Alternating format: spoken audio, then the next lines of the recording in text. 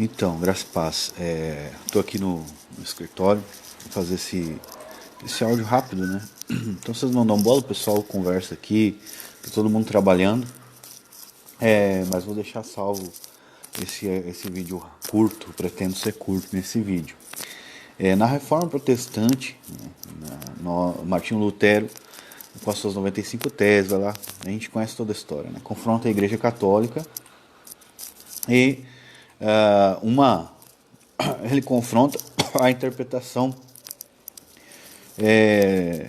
particular dos concílios, né, das escrituras sagradas, a interpretação da escolástica das escrituras sagradas, né. Martinho Lutero confronta, e nós podemos ver isso na sua obra do Servo-Arbítrio, onde ele dialoga com Erasmo simplesmente, diretamente das escrituras, deduzindo diretamente das escrituras a verdade de Deus, só da escritura, né?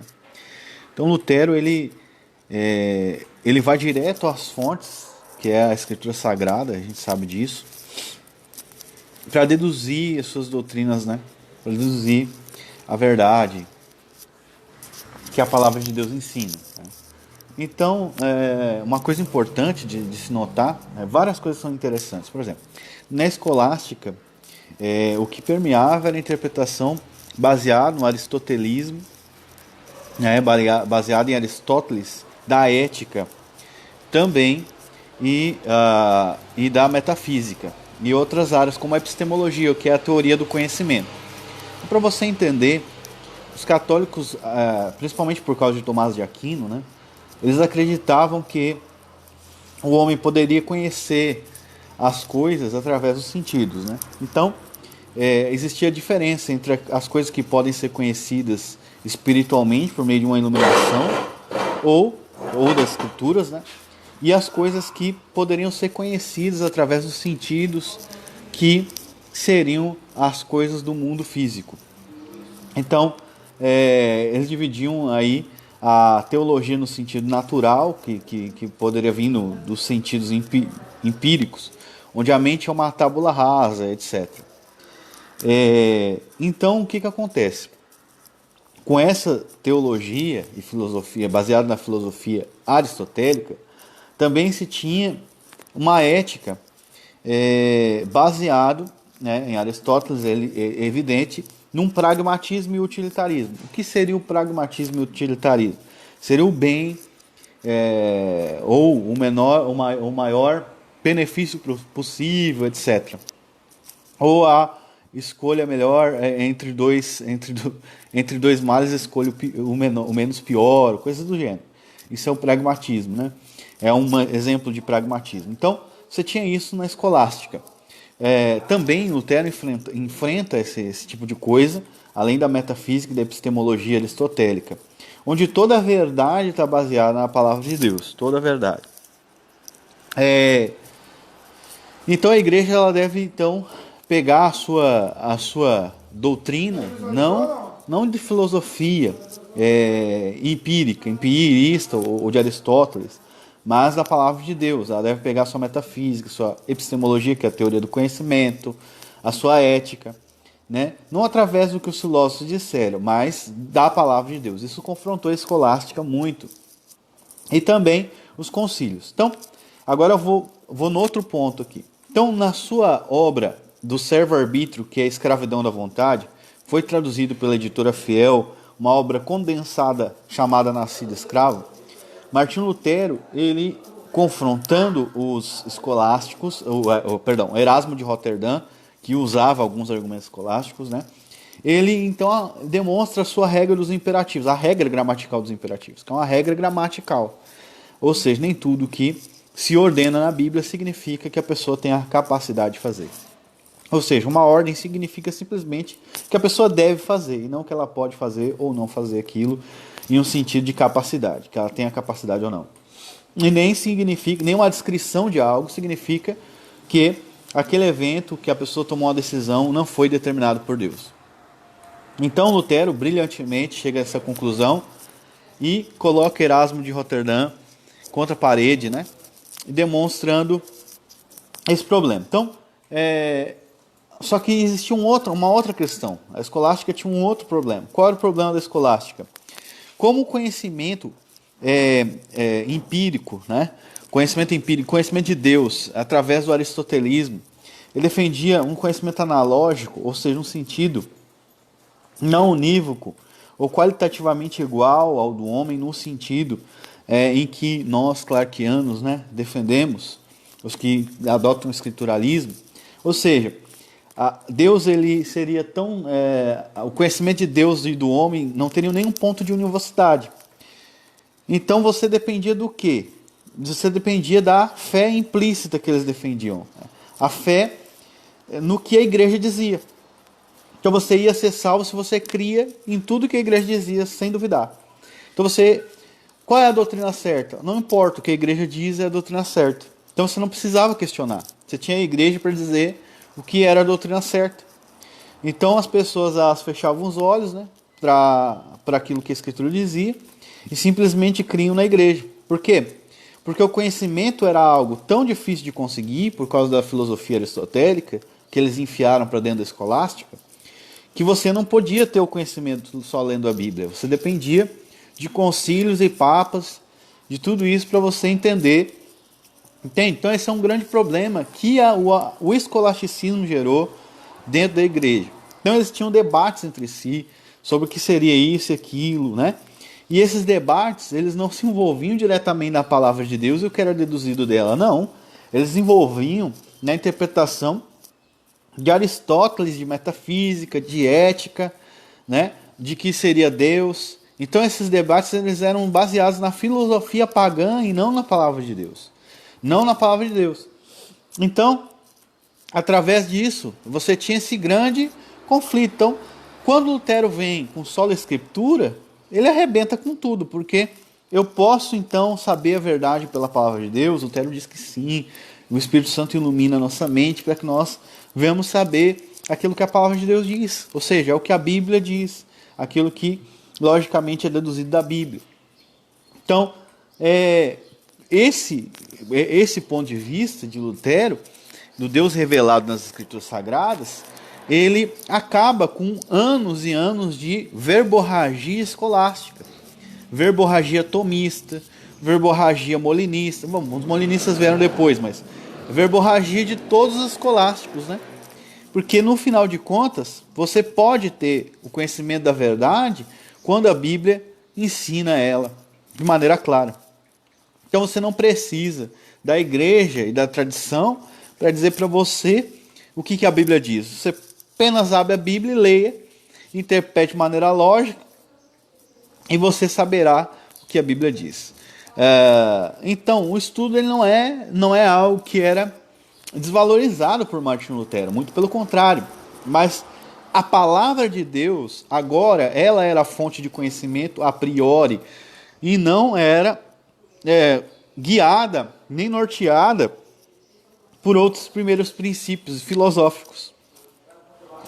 A mistura da filosofia pagã e da filosofia não cristã com a filosofia cristã trouxe danos quase que, se nós formos falar humanamente, irreparáveis ao cristianismo. Irreparáveis. Então, você pode pensar que os neopentecostais são um problema. Mas qual o problema dos neopentecostais? Justamente não ler as escrituras sagradas, né? Então eu consigo defender os dons espirituais e deduzir isso da escritura sagrada, é só a escritura. Eu não preciso ser um místico irracional. Eu defendo o que a Bíblia diz, de maneira lógica, deduzo isso dela, a fé, o poder de Deus. Entendeu? Não porque um pastor fulano de tal ali está pedindo dinheiro, não. Porque eu leio na Bíblia. Então o neopentecostal é um problema para os neopentecostais, por quê? Porque eles são místicos. Eles mistificaram a Bíblia. Então a Bíblia é uma palavra mística para eles, onde você tem uma palavra mágica, quando você abre ali aleatoriamente, muitos pastores fazem isso, no dia de culto, abre a Bíblia aleatoriamente e começa a pregar coisas e verborragias ali. Não verborragia, o que está na Bíblia não é verborragia. Ele começa a falar coisas que não está na Bíblia, né? E começa a verborragizar em cima de um texto bíblico, colocando a sua própria interpretação sem ler o contexto e respeitar a dedução lógica e simples e clara da Bíblia. A questão é que a Bíblia não é um bicho de 7 cabeças para entender. E Deus prometeu o seu Espírito para que o homem pudesse entender. Outra coisa, o homem foi feito à imagem e semelhança de Deus, e ele não compreende as coisas do Espírito, não porque a Bíblia ela foi escrita numa espécie de criptografia, ou que exista, como os tomistas e os escolásticos defendiam, né? Muitos escolásticos defendiam, uma espécie de mistério ali por trás que você precisaria da voz da igreja como autoridade para dizer o que é aquilo. Esses concílios da igreja se contradisseram várias vezes, Lutero fala isso. Não, a Bíblia foi escrita de maneira simples para que desde o camponês e o homem mais simples pudesse compreender o que ela diz de maneira simples e clara e pudesse crer nela, não duvidando daquilo que ela fala. Alguns vão ter mais capacidade intelectual de entender algumas coisas do que outros, ok? Só que o espírito místico está incrustado no ser humano, como se fosse algo super piedoso, e não é assim. Então o que o Espírito Santo faz? Ele ilumina a nossa mente, clarifica ela, e nós podemos ver a verdade clara e como ela está ali, sem recalcitrar, sem voltar atrás e sem, digamos assim, resistir à mensagem que o Espírito Santo está trazendo. Quando Estevão estava falando com os homens ali em Atos 7, ele faz uma apresentação da Escritura Sagrada de uma maneira clara e simples, desde Abraão até aquele momento. Ele vai falando, né, Abraão, de Moisés, ele vai falando dos patriarcas e faz uma exposição, um resumo da história de Israel e da redenção e de como os judeus, né, que deveriam esperar o seu Redentor, que era Jesus Cristo, mataram ele como matavam sempre os profetas que Deus enviava. Claro que é uma obra sobrenatural do Espírito Santo enviar os profetas e inspirar eles, mas as palavras que os profetas diziam eram palavras fáceis de entender. Por exemplo, se arrependa, era uma coisa simples de entender. E usavam analogias para o povo entender mais fácil ainda. Olha, tá vendo? Pega Ezequiel. Ele vai lá, faz uma maquetezinha no chão de tijolos e diz, a cidade vai ser tomada desse jeito. Pega Jeremias, o povo de Israel pecou. O povo de Israel foi, desobediente. Mas vamos lá no oleiro. Desce lá, Jeremias, vou te mostrar uma coisa. Tá vendo aquele vaso do oleiro? Aquele vaso estragou nas mãos do oleiro, mas eu sou oleiro. Eu posso reconstruir, eu posso restaurar. Eles se arrependam dos seus pecados, que eu posso restaurar eles, porque eu sou oleiro. Então era algo simples de entender a mensagem, não era algo difícil de entender. Quem lia, quem ouvia a mensagem dos profetas, poderia entender. Ok? Deus é a autoridade, Deus é o oleiro, nós somos o barro. E Ele nos ordena nos arrepender, emendar nossos caminhos e se voltar para Ele. Então, mas o povo sempre resistia ao Espírito Santo. E Jesus veio pregando a mesma mensagem que João Batista, de uma maneira clara, que era uma mensagem simples de entender. Mas as parábolas sim, ocultavam. Também existia, da parte de Deus, um desejo que eles não entendessem aquilo que Deus estava falando. Mas isso não está no problema da linguagem. Isso que eu estou querendo dizer. Não está no problema da linguagem, nem na estrutura natural do homem.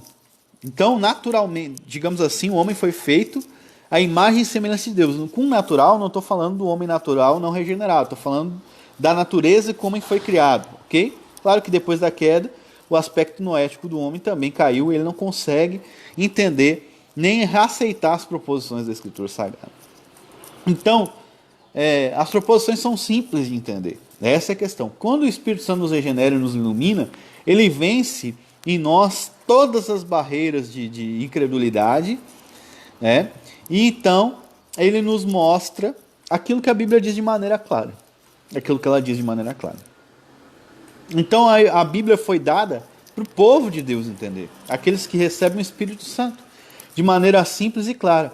Então Estevão, ele fala para aquele povo, vocês sempre resistem ao Espírito Santo, vocês são assassinos, como os pais de vocês, que mataram os profetas. E o povo vai lá e mata Estevão. E a Bíblia diz que eles cerraram os dentes e botaram as mãos no ouvido e apedrejaram ele até a morte. Por quê? A mensagem de Estevão não era simples de entender? Não, ela era muito fácil.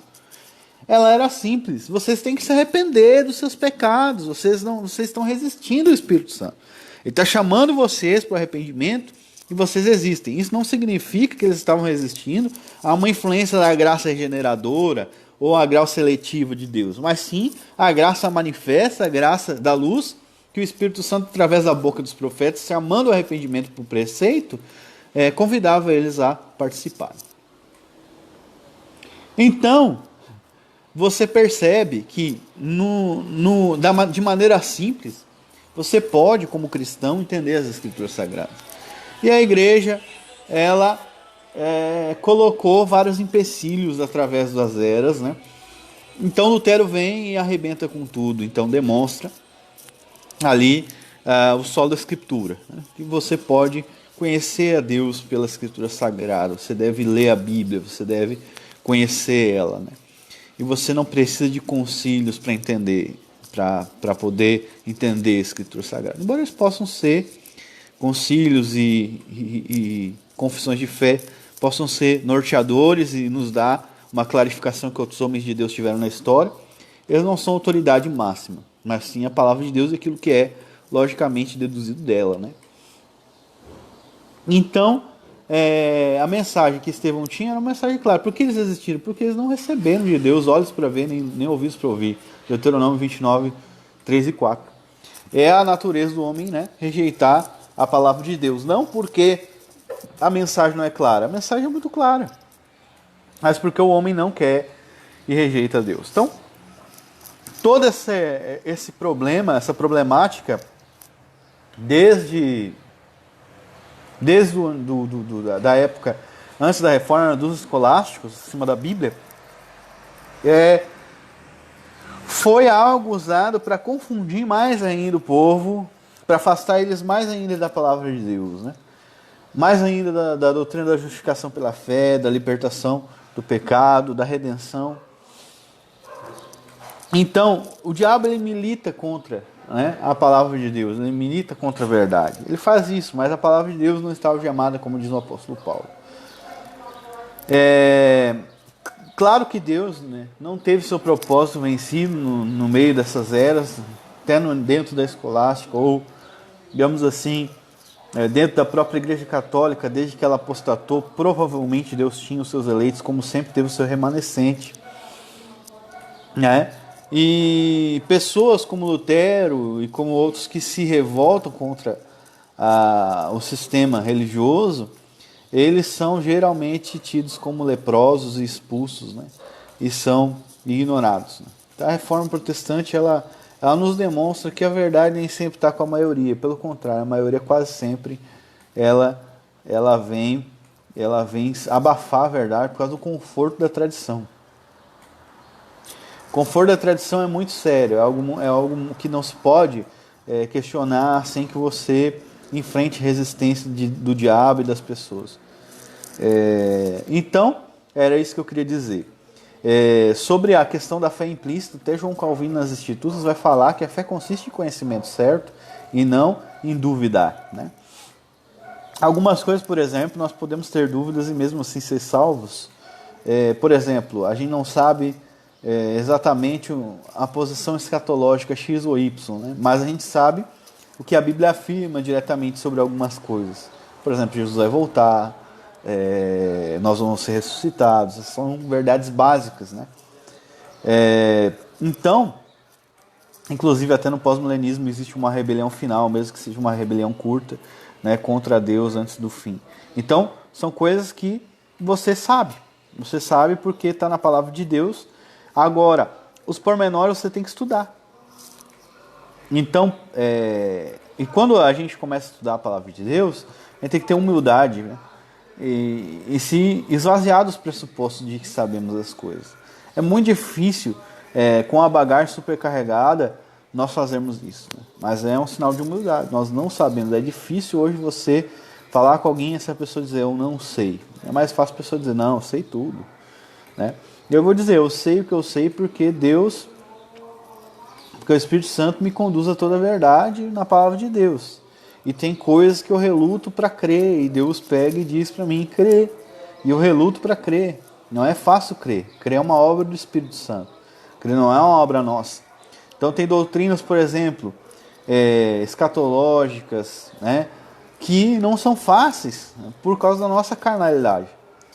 Agora, se já é difícil pela nossa própria obtusidade, ou seja, se você já tem um conflito com você mesmo, com as doutrinas bíblicas, imagina com essa cambada de gente colocando empecilho em cima de doutrinas bíblicas que deveriam ser facilmente aceitadas pela igreja.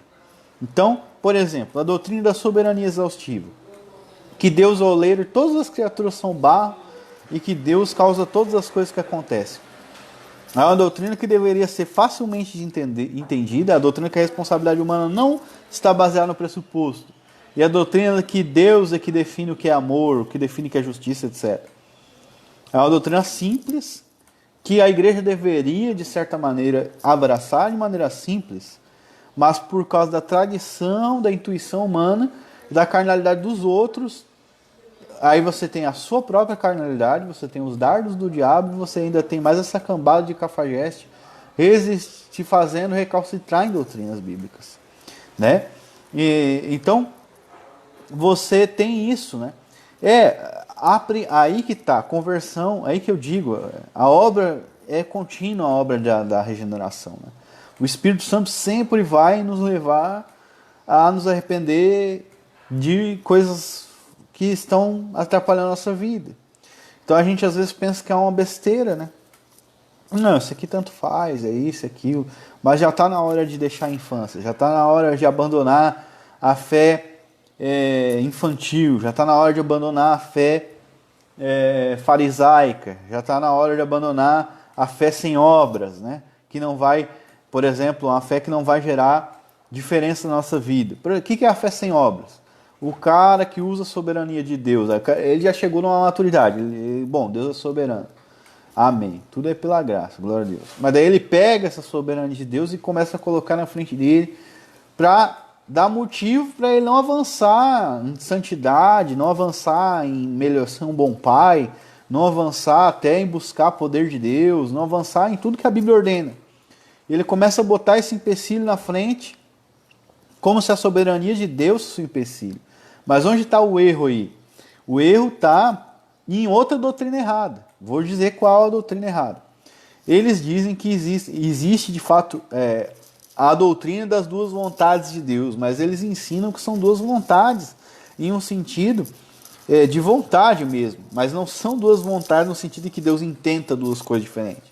E isso é errado, isso é perverso, porque Deus não pode mentir. Se Deus tem uma vontade, por exemplo, de salvar o eleito, e Deus revela isso na Bíblia, Deus tem uma vontade, por exemplo, de dar bênçãos aos seus filhos, não por causa de obra ou dinheiro que eles dão, mas só por graça. E Deus prometeu isso, ele diz, pede para mim que eu vou te dar. E o cara pega e usa a soberania de Deus, uma vontade oculta contra isso, ele está com uma doutrina errada sobre as duas vontades de Deus. É um outro problema. Então por que tu tem crente com depressão? Ele acredita que a depressão é uma coisa que ele vai ter que enfrentar a vida inteira. Não, mas Jesus já venceu. Ele deve crer na palavra de Deus. Jesus levou na presença de Deus a plenitude de alegria. Todas as promessas de Deus quer cumprir. Deus é o meu Pai, não tem motivo para estar triste. A Bíblia diz que eu devo me alegrar sempre. Alegrai-vos sempre no Senhor. Outra vez digo-vos, alegrai-vos. Então, como que eu vou defender que a vontade de Deus é que eu fique depressivo? Ah, mas é a vontade oculta. Só se tu um réprobo. Daí Deus quer te levar para o inferno e no meio dessa depressão quer que tu blasfeme e queime no inferno eternamente. Não, mas não é. Deus, como é que tu sabe que é eleito? Aí tem crentes calvinistas que dizem que nem eles sabem que é eleito. Poxa, o que adiantou eles aprenderem a doutrina da eleição? Porque a Bíblia fala em Romanos 8,16 que o Espírito testifica o meu Espírito que eu sou filho de Deus. Se o Espírito testifica que eu sou filho de Deus, eu sei que sou eleito de Deus, eu sei que eu sou. Então, tá. Qual agora a desculpa que eu tenho para não avançar? A não ser que eu nunca tive esse testemunho do Espírito Santo. Então eu só creio numa doutrina, porque pregaram para mim, amém, beleza, eu entendi. É simples de entender. Mas nunca tive esse testemunho interno do Espírito Santo. Isso é chamado de plerofolia. Pleroforia. E é um testemunho interno do Espírito Santo. Esse testemunho interno do Espírito Santo que nos dá certeza da nossa eleição. Como a justificação pela fé é algo fora, que não tem a ver, que é um testemunho, mas tem a ver, no caso, não tem a ver com algo, digamos assim, das minhas obras, né? Mas tem a ver com o testemunho do Espírito, porque a Bíblia diz isso, nos dá também o testemunho do Espírito Santo. De maneira nenhuma lembrarei dos seus pecados, Hebreus 8 e Hebreus 10. E das suas iniquidades jamais me lembrarei. Ou seja, quem dá testemunho é o Espírito Santo. Eu creio na justiça de Cristo, mas eu não faço isso por minha força. Claro que é dentro de mim, claro que está aqui. Mas não sou eu, Yuri, que faz, é o Espírito Santo que me dá esse testemunho. Eu creio no que o Espírito Santo me diz. Eu sou justificado pela fé. Aí você tira isso. Não, isso é místico demais. Não é místico, isso é Bíblia. É a Bíblia que fala que o Espírito testifica que somos filhos de Deus. Se você não tem isso, você não tem certeza da eleição. Aí você tem um calvinista lá dizendo que nem ele sabe ser eleito. Então, melhor nem ser calvinista e ser arminiano. Né? Então, por quê? Porque você tem esse problema de entenebrecer a vontade oculta de Deus, digamos assim, entenebrecer no sentido em que você não pode ter certeza de coisas que são ocultas. Não, você pode, porque Deus é que revela aquilo que está oculto. Então Deus, Ele elegeu, Ele não vai dizer para você quem são todos os eleitos, você pode tirar isso da tua cabeça, porque Ele mandou você evangelizar, mas Ele vai testificar no seu espírito que você é eleito. Ele vai. O Espírito Santo fez isso para mim várias vezes. Eu passei essa depressão porque eu sabia que Deus tinha me elegido, senão já tinha me matado. Então busquei no meio dessa depressão esse testemunho do Espírito Santo e comecei a declarar, não, o Espírito Santo diz que eu sou eleito, eu sou justificado, não tenho, vou vencer isso em nome de Jesus, não quero essa tristeza na minha vida, esse toque, esse diabo a quatro. E não há diferença entre duas vontades de Deus no mesmo sentido. Deus não intenta me destruir com essa depressão. Ele quer que eu tenha fé, Ele quer que eu vença ela, Ele quer que eu vença o toque, Ele quer que eu prevaleça para ensinar outras pessoas a prevalecer pela fé. Então é assim que eu saí, e é assim que todos saem. Assim que todos saem da depressão, não só disso, mas por que eu entendi isso? Quando eu aceitei que não existe diferença intencional nas duas vontades de Deus. Que a maioria dos calvinistas defende uma coisa dessa. Se torna Deus um esquizofrênico. Porque daí Deus te elege para você se suicidar. Muita gente defende que um eleito pode vir a tirar a vida, mano. Eu não creio nisso. Deus não é o Deus da derrota, não levantou o povo de Israel para eles não entrar na terra do Egito. Os que caíram mortos não tinham sido regenerados. Abre lá Deuteronômio 29:4. Não nasceram de novo. Deus não deu para eles um coração novo para eles crerem. Ou seja, se não vai vencer é porque não nasceu de novo. Eu não aceito derrota. Deus não aceita. A gente não pode aceitar. Isso não é coisa de pentecostal. Isso é Bíblia. A Bíblia, nosso Deus, é Deus da vida, da vitória, que vai vencendo. Isso não quer dizer que isso é um triunfalismo, que você não vai ter dificuldade. Você vai ter. Jesus diz, no mundo você vai ter aflição. Não tem como fugir. Mas tem de bom ânimo, né? Bom ânimo, eu venci o mundo. Ele venceu o mundo. Em Cristo sou mais que vencedor. Em todas essas coisas sou mais que vencedor por aqueles que Ele amou. Outro erro interpretativo é usar o exemplo de sofrimento.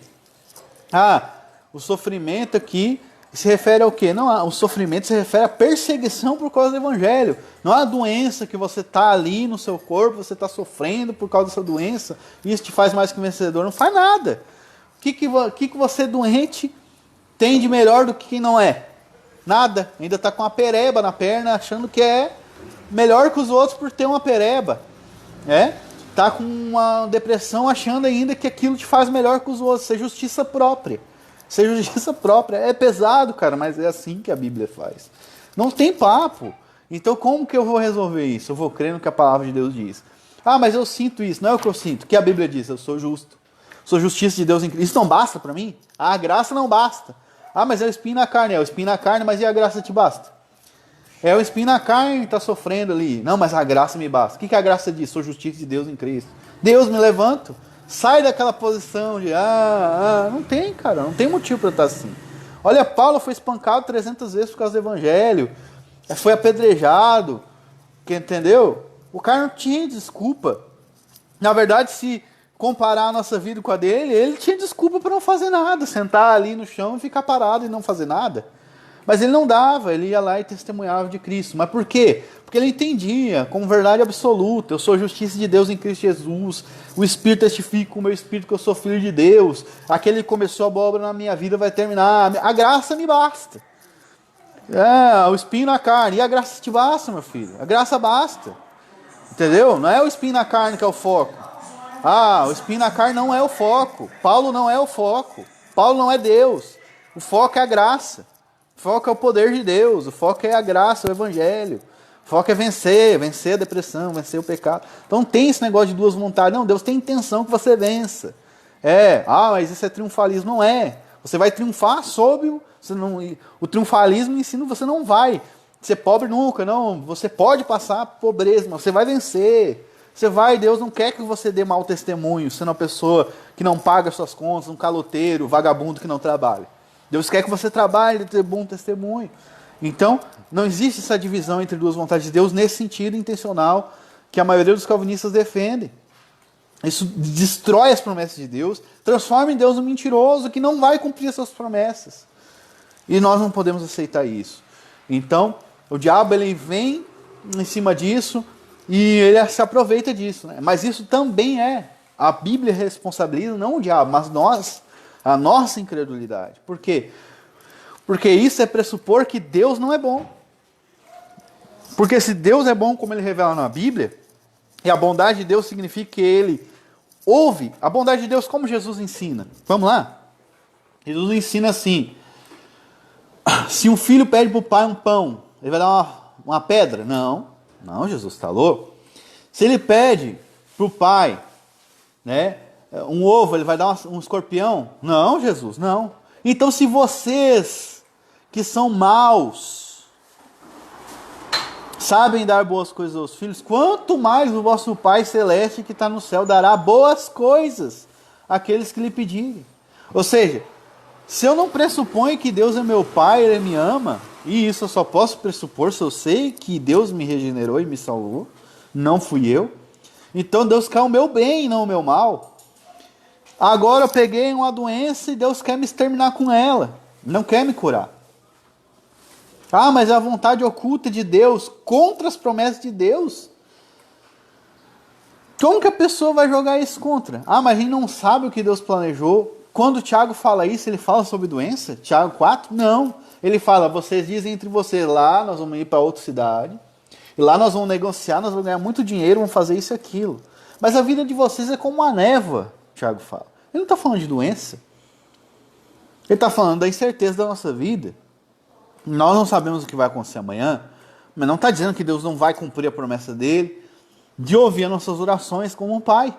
Ele não está querendo minar o ensino da fé de Jesus. E isso é colocar contradição na palavra de Deus. Eu não aceito isso. A Bíblia não pode se contradizer. Não pode. Então, eu vejo o Jung com muita coerência, e aí ele bate bastante em todos os caras, em todos, por causa disso. Porque ele não aceita a contradição, intenção de Deus. O cara foi eleito. É eleito. Tá. E o que a Bíblia ordenou de fazer? Por que tu não obedece? É assim, mano. Não tem contradição nas coisas. Tem que dar bom testemunho, tem que evangelizar. Tem que evangelizar. Não é fácil, eu não estou afim. Contraria o meu ego. É ruim. Porque eu quero ficar em casa. Não quero evangelizar. Eu não quero falar pro cara de Jesus. Tem vergonha às vezes. Vergonha do homem. Vergonha do que vão pensar. Não interessa, Deus mandou, eu tenho que fazer. Tenho que me humilhar e pedir misericórdia. Deus me capacita para evangelizar, porque eu não consigo. E evangelizar. Até que eu consiga fazer. Como é que o Agostinho orava? Deus, é pela graça, então eu posso continuar pecando. Não, é pela graça, então eu posso continuar vivendo essa vida desgraçada. Não, ele diz assim, concede-me o que ordena. Agostinho fala. Concede-me o que ordena e ordena o que quiseres. Ou seja, me concede isso. Me dá a capacidade para obedecer. Então você pode me ordenar o que quiser, Deus. Me concede isso. Me concede. Tu me ordenaste continência, Agostinho fala. Então me concede isso. Não, mas o crente hoje ele não pede para Deus conceder para ele cumprir. Ele acha mais fácil dizer que Deus nunca vai querer cumprir aquilo que ele prometeu na Bíblia. De dar para aquele que pede. Isso é contradizer o que a Bíblia diz. Então eu venço todas as coisas em nome de Jesus Cristo pela fé. No que Deus disse. Porque Deus não pode mentir. Não é porque o Yuri não pode mentir, não é porque o Yuri não pode se enganar, não é porque o Yuri não pode errar, mas porque Deus não pode mentir e Deus não pode se enganar. E Deus prometeu que ele nunca deixaria quem crê nele confundido. A Bíblia diz isso. Aquele que nele crê não será confundido e não vai se confundir. Por quê? É porque o Yuri é brilhante? É porque o Yuri é uma mente genial? Não. É porque Deus prometeu que eu não vou ser confundido. Aquele que nele crê não será confundido. Ah, porque tem o Deus é o autor do pecado. E se isso estiver errado, o Espírito Santo vai me mostrar, eu vou abandonar. Mas não é errado, porque ele me conduz à verdade. Eu tenho plena convicção que Deus, ele controla todas as coisas, até o diabo. Ele controla tudo porque a Bíblia ensina isso. Eu creio nisso porque ela diz, não porque eu penso ou acho isso ou aquilo. A Bíblia diz que Deus é bom, então é bom que Deus controle o mal, que Deus faça o diabo para ir para o inferno, torrar no inferno, e que Deus decrete cada coisa pecaminosa que existe. Porque Deus é bom, a Bíblia diz isso, eu creio, e a Bíblia diz também que Ele é bom. Então eu creio nisso e acabou. Isso é ser bom. Bom é ser Deus. Deus é bom. Acabou, não tem dúvida. É assim que se resolve as questões. Não é fácil. Não é fácil a gente se livrar de pressupostos errados, mas se nós assumirmos a posição da palavra de Deus e da fé, nós vamos vencer todas as coisas, porque em todas as coisas nós somos mais que vencedores por meio daquele que nos amou, que é Jesus Cristo. Nós vamos vencer tudo. Nós vamos vencer doença, vamos vencer tudo em nome de Jesus. Ah, mas isso é triunfalismo. Não, não, isso é mais que triunfalismo. Isso é vitória pela graça. No triunfalismo você triunfa na sua força, no seu intelecto. Não, não, não. É um triunfo na promessa. Deus prometeu, Deus não é mentiroso. Deus falou que vai fazer, então Ele vai fazer. Não depende de mim. Isso na eleição e isso nas promessas de Deus. Deus cumpre o que Ele prometeu. E isso é a coisa mais maravilhosa da palavra de Deus. Porque a Bíblia fala, apóstolo Paulo fala, seja todo homem mentiroso e Deus verdadeiro. Seja Deus verdadeiro e todo homem mentiroso. Então eu estou passando uma situação aqui, duvido de Deus no momento. Nossa, mano. Nossa, vem o dardo do diabo, agora tu duvidou, tu retrocedeu, e bababá, biriri, bababá, bababá. Não, não, não, não, não, não. Eu sou mentiroso, eu duvidei mesmo. Mas Deus falou, não falou, tu vai cumprir. Agora eu creio, pronto. Ah, mas é simples, eu organizo a minha mente como Deus disse. Duvidei em um momento, duvidei. Quem não duvida? Duvidei, mas agora eu organizo a minha mente de acordo com o que Deus disse, acabou. Eu sou mentiroso, sou homem, sou barro, sou mutável. Mas Deus não muda. A promessa dele para mim é que ele vai me preservar para sempre. Lá nos Salmos 35, 37, né? Os justos serão preservados para sempre. Não serão confundidos. Ainda tem outra promessa. Aquele que pode fazer infinitamente mais aquilo do que vocês pedirem ou pensar, segundo o poder que opera em vocês. Esse poder que ressuscitou Jesus dentre os mortos. Ou seja, Deus pode fazer infinitamente mais. Eu estou pedindo, eu estou clamando, estou insistindo. Eu estou lutando, no caso, pedindo para Deus cumprir a promessa dele. Amém. Mas ele vai fazer infinitamente mais. Coisas que eu nem imaginei. Coisas que eu nem imaginei, nem pedi. Ele vai fazer na minha vida. Então, isso é tão... Claro, tu não precisa de coach. Para que coaching? Tu tem a promessa de Deus. Quem pode com a mão de Deus? Para que tu vai pagar um otário para falar para ti que tu tem que ter bom pensamento? O que tu pode pensar de bom? Pensa na promessa de Deus. Deus prometeu que eu vou ser mais que vencedor. Ah, psicólogo, para quê? Perdi dinheiro. Para quê, cara? Vai ser assim, porque Deus prometeu. Não é fácil, eu sei que não é fácil. A nossa carne milita contra o espírito, o nosso corpo, ele tem problemas. Mas Deus pode curar nosso corpo. Deus pode curar pela fé. Ele pode fazer, ele pode recriar a realidade. Ele é Deus. Eu sou um barro. Mas ele pode fazer. E isso é uma outra doutrina.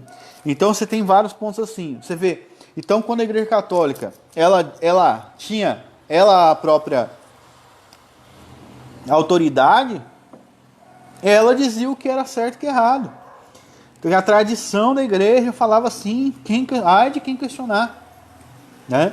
Ai de quem questionar. Mas por que isso? Qual era o foco? Qual era o problema disso? O problema estava na epistemologia, a doutrina do conhecimento dela. Onde ela tinha 2 pontos de conhecimento. Primeiro ponto de conhecimento, a revelação, e o segundo, o empirismo, que era o conhecimento pelas vias sensoriais de Aristóteles. Quando a Igreja Católica abraçou 2 pontos, por exemplo, epistemológicos diferentes, acabou a cosmovisão dela. Destruiu. Entendeu? Então, por quê? A partir da interpretação de Aristóteles, você não tinha mais agora uma interpretação direta da Bíblia. Você dependia dos concílios e de uma iluminação que vinha naqueles concílios, né, da igreja como autoridade. Porque o conhecimento de Deus era algo tão distante do conhecimento natural. Então, pense assim agora. Você tem 2 formas de conhecer. O primeiro natural e o segundo espiritual. Então, para eles, e hoje ainda assim os crentes pensam dessa forma. E isso o ocasionalismo ele defende diferente, para você entender. Então, o que você adquire de maneira natural não é Deus, você adquiriu. Você é inteligente. O que você adquiriu de maneira sobrenatural, sim, ele foi iluminação divina. Mas não é assim que a Bíblia defende. A Bíblia defende que até os dons naturais, a capacidade inteletiva natural e as coisas que você aprende de maneira natural é Deus que causa na sua mente. Ou seja, Deus dá a capacidade de entender coisas simples. Deus que faz um carpinteiro entender ele fazer. Deus que faz um pedreiro entender ele levantar uma parede. É Deus que causa isso. A glória é dele, o conhecimento vem dele, o conhecimento natural vem dele. Os meios e ocasiões que ele usa para causar isso, por isso que o ocasionalismo, não importa, quem causa é ele. Então o conhecimento é dele, glória, pois é ele. Então todo o conhecimento vem de Deus. Já na Igreja Católica, tinha esse problema, um conhecimento natural, outro sobrenatural. Só que como que você iria adquirir o conhecimento sobrenatural? É algo muito difícil. E aí você tinha lá aquela cambada de sacerdotes interpretando a Bíblia, fazendo concílios e tal, para dizer para você o que você deveria crer ou não. Então, se fechava a Bíblia, inclusive Lutero teve que traduzir a Bíblia para o alemão, porque era só em latim que tinha a Bíblia. Porque quem interpretava e dizia o que você devia crer era a igreja. E esse é o problema da tradição. Esse é o problema da tradição. Ela não é ruim no total. Ela não é ruim. Ela é boa até onde ela concorda com a Bíblia. Toda tradição é boa até onde ela concorda com a Bíblia. Porque Deus é tão misericordioso que ele deixa pessoas lá dentro da igreja, mesmo da igreja católica, deixou até a reforma, que iriam preservar a verdade da sua palavra ali, que não, né, nos concílios não iriam deixar verdades e pilares fundamentais serem destruídas. Né? Então, mas era isso que eu queria falar, acho que eu falei demais, que Deus abençoe vocês, eu estou no serviço ainda, eu vou fazer mais uns anúncios aqui, estou na imobiliária, que Deus possa abençoar vocês, que vocês possam crer na palavra de Deus, crer, quando você orar, ore com fé, que Deus quer te dar, porque você é eleito, porque você é amado por Deus.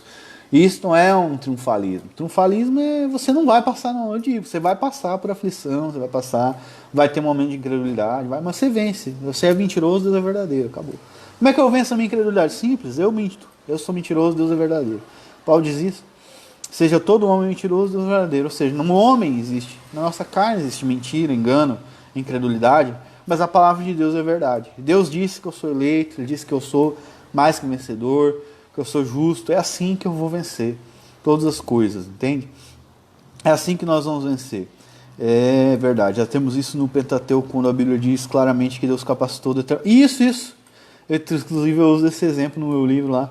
Mas fique na paz aí, que Deus possa, exatamente, Bezalel e o outro, agora me esqueci o nome, que Deus capacitou eles para construir o tabernáculo, né?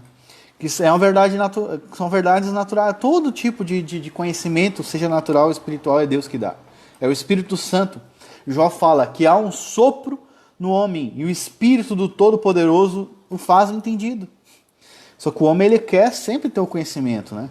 É claro, ele apela para o empirismo. Agora, quando que você olhando por isso aqui, a primeira vez, sem ninguém te dizer nada, vai entender que isso aqui é um controle, você vai observar a priori, você não vai entender. A observação não ensina nada.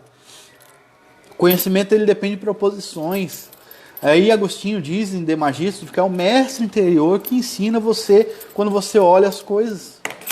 Quem é o mestre interior? O Logos. Ele está em todo o homem. Como foi feito a imagem de Deus. Está no réprobo também. Então o réprobo está lá pensando que é super inteligente, que sabe vender imóvel, ou que sabe levantar uma parede, ou que sabe fazer alguma coisa. Mas quem ensina ele é Deus. Nem ele sabe aquilo ali. Aí eles chamam isso de graça comum, mas na verdade é porque senão ele não teria nem capacidade de pensar.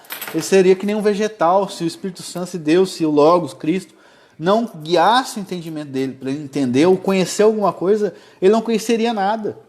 Ele não saberia nada. Só que ele, ao contrário do crente, não pode justificar esse conhecimento, porque ele não quer, não aceita que Deus é que deu esse conhecimento para ele. Né? Que é que ensinou ele que ele é tal pessoa, ou que ele faz isso, ou que ele é Deus. É que ele não aceita isso. Então ele não consegue justificar o conhecimento. Você vai apertando ele vai cair para um ceticismo. Ele vai te chamar de louco. Como você vai duvidar de coisas tão óbvias? Mas para ele é óbvio porque alguém trouxe para ele uma obviedade, uma certeza, uma fé.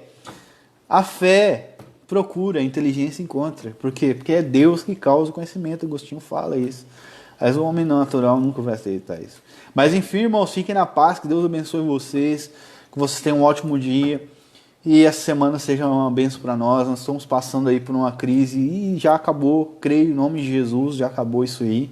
E vamos começar a trabalhar, o país ficou parado aí, o pessoal vagabundeando. Né? Eu, quando passei, entrei no momento da crise, entrei naquela merda daquele toque desgraçado. Daí, no mesmo tempo, né? Todo mundo reclamando e eu, então me leva para o céu, não quero mais ficar aqui. Né? Orando assim para Deus. Não adianta, Deus é que manda, eu não mando nada, estou aqui. Qual é a situação? A situação é que tem que trabalhar, tem que viver, meus filhos estão lá, tem que sustentar eles, a vida segue. E as pessoas estão aí presas nesse negócio, não saem de casa, não, isso é besteira, a vida continua. Deus é um Deus de movimento, Ele coloca tudo em movimento, Ele coloca tudo para avançar. Deus não quer que nós retrocedemos na fé, Ele não quer que nós retrocedemos nas coisas. Né? Tem uma... então, eu estava lendo sobre criação contínua do Vicente Young e aquilo me bateu na cara. Né? Ele fala assim, se nós temos a coragem de pegar a espada de Golias, tomamos cuidado para não cortar nossa própria cabeça, mas vamos até o final com aquilo que nós cremos. Entendeu? Vamos até o final. Ou seja, o que ele quer dizer com isso? Tá, é a criação contínua? Então vai e defende isso até o final. Entendeu? Não é tipo, não sei, não. Defenda até o fim, é isso que eu creio. Entendeu? Eu defendo isso até o fim. Então não tem esse negócio de retrocesso. Eu não tenho isso. É avançar e deu. Isso é em todas as áreas da nossa vida. Né? Então a pessoa, pode ver, as pessoas sem propósito, elas chegam em nenhum lugar, não chegam em nenhum lugar. Pessoa sem propósito, ela não sabe o que quer, não tem foco. E isso muitas vezes é culpa dos pais que não dão norte aos filhos. Então não ensina o filho que ele tem que ter uma vida, que ele tem que planejar a vida dele, que ele vai ter uma esposa, que ele vai ter que preparar a faculdade dos filhos dele, ou nem faculdade, mas ensinar uma profissão para os filhos. Às vezes um pai pedreiro faz isso, cara. Ele ensina o filho a rebocar a parede. Ele não tinha condições, mas ensinou o cara a se virar e a ser homem. Entendeu? Mas tem pai que não faz isso. Né? E não dão um norte para os filhos. E aí você fica o filho ali que nem uma mosca ali. Não sabe o que faz. Por quê? Porque o pai não ensinou. Não deu um norte para ele. Mas isso é ensinar a ser homem. É ensinar a ser homem. O que é ser homem? Ser homem é tomar decisão. Ser homem é tomar frente. Ser homem é trabalhar. Ser homem é ter um objetivo. Eu vou comprar uma casa, eu vou juntar dinheiro para me casar. Mas a nossa sociedade não é mais assim. Desde que a Segunda Guerra acabou, né? Nós tivemos um período pacífico e as pessoas foram começando a ficar, os homens começaram a ficar emasculados. Né? Eu sofri muito por causa de que, claro, não é, o meu pai nunca me ensinou isso, graças a Deus, mas na escola, uma falsa piedade, aquele vitimismo todo que sobrecarregou, né? Desde os meus, desde que eu vim para Capão, da sexta série para cá, aquele esquerdismo, marxismo, e eu lutando contra mas tem alguma coisa errada nisso? Claro que tem, fazendo o cara virar um boiola, aquilo ali, né? O pedreiro bom não perde. Nunca fiquei desempregado, é verdade. Então, por quê? Porque a sociedade faz o cara ficar emasculado. O homem não é mais um homem, não é mais cabeça, não tem mais norte. A mulher sofre. A mulher sofre porque o homem não consegue tomar mais à frente, né? Então tem várias coisas que a gente tem que ficar ligado aí, né? Irmãos, vou desligar, já prometi 30 vezes, agora eu vou desligar mesmo, vou deixar esse vídeo salvo aqui e vou dar um download no canal. Tem que fazer mais uns anúncios aqui. Graça e paz, Deus abençoe vocês.